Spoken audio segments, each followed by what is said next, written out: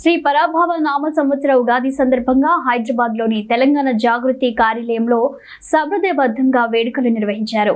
ఈ కార్యక్రమంలో వేద పండితులు పంచాంగ శ్రవణం నిర్వహించగా జాగృతి అధ్యక్షురాలు కల్వకుట్ల కవిత, అనిల్ దంపతులు జాగృతి ముఖ్య నాయకులు పాల్గొన్నారు. ఈ సందర్భంగా కవిత మాట్లాడుతూ ఇక నుంచి ప్రతి సంవత్సరం ఉగాది రోజున జాగృతి తరపున ప్రజా బడ్జెట్ ను ప్రవేశపెడతామని తెలిపారు.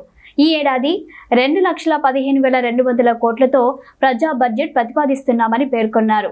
ప్రజల నుంచి వచ్చిన సూచనల మేరకు ఈ బడ్జెట్ ను రూపొందించామని, మొత్తం నిధులు ప్రజా సంక్షేమం, రాష్ట్ర పురోగతికి ఉపయోగపడేలా కేటాయించామని తెలిపారు.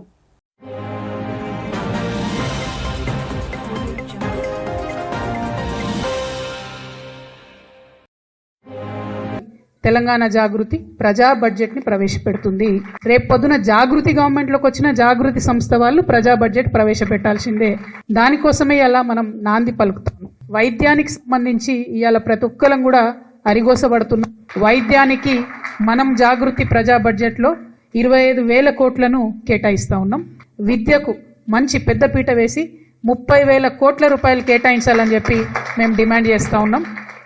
మరి 10,000 కోట్ల రూపాయలు యూనివర్సిటీలకు కేటాయించాలని డిమాండ్ చేస్తా ఉన్నాం. 2 లక్షల మందికి ప్రతి సంవత్సరం ఉద్యోగం ఇస్తామన్నారు.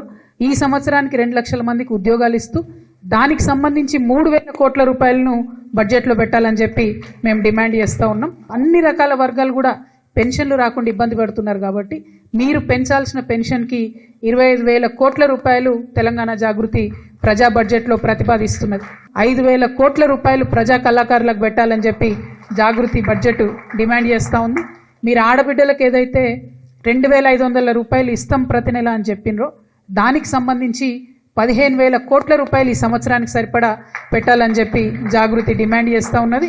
ఇండ్లు కట్టిస్తాం ప్రతి ఒక్కరికి ఇందిరమ్మ ఇండ్లు అని చెప్పిండ్రు. 8 లక్షల ఇండ్లకు సంబంధించి 20,000 కోట్ల రూపాయలు పెట్టాలని చెప్పి ప్రజా బడ్జెట్ జాగృతి తరఫున మేము ప్రతిపాదన చేస్తూ ఉన్నాం. తెలంగాణ ప్రత్యేక రాష్ట్రం రావడానికి మరి కారణభూతులైనటువంటి తెలంగాణ ఉద్యమకారులకు 5,000 కోట్ల రూపాయలు బడ్జెట్లో పెట్టాలని చెప్పి మేము డిమాండ్ చేస్తూ ఉన్నాం. ఆటో డ్రైవర్లకు అనేక మాటలు ఇచ్చిండ్రు. వారి సంక్షేమానికి నెలకు 12,000 ఇస్తామన్న దానికి 100 కోట్ల రూపాయలు పెట్టాలని చెప్పి ప్రజా బడ్జెట్ నుండి డిమాండ్ చేస్తున్నాం. స్కూటీలు ఇస్తామని చెప్పి ఆడపిల్లలకి 5,000 కోట్ల రూపాయలు స్కూటీలకు ఇవ్వాలని చెప్పి మేము ప్రవేశపెడతా ఉన్నాం. కౌలు రైతులకు 35,000 కోట్ల రూపాయలు పెట్టాలని చెప్పి మేము డిమాండ్ చేస్తూ ఉన్నాం. రాజీవ్ యువ వికాసం కింద అప్లికేషన్లు పెట్టుకోమని చెప్పారు. 16 లక్షల మంది ఎస్సీ, ఎస్టీ, బీసీ, మైనారిటీకి సంబంధించినటువంటి ఆడపిల్లలు, మగపిల్లలు అందరూ కూడా అప్లికేషన్లు పెట్టుకున్నారు. ఈ 16 లక్షల మందికి బెనిఫిట్ కావాలంటే 5,000 కోట్ల రూపాయలు మేము ప్రజా బడ్జెట్లో ప్రతిపాదన చేస్తూ ఉన్నాం. మా బీసీ బిడ్డలకు సంబంధించి 20,000 కోట్ల రూపాయలు పెడతామని మీరు మాట ఇచ్చిండ్రు.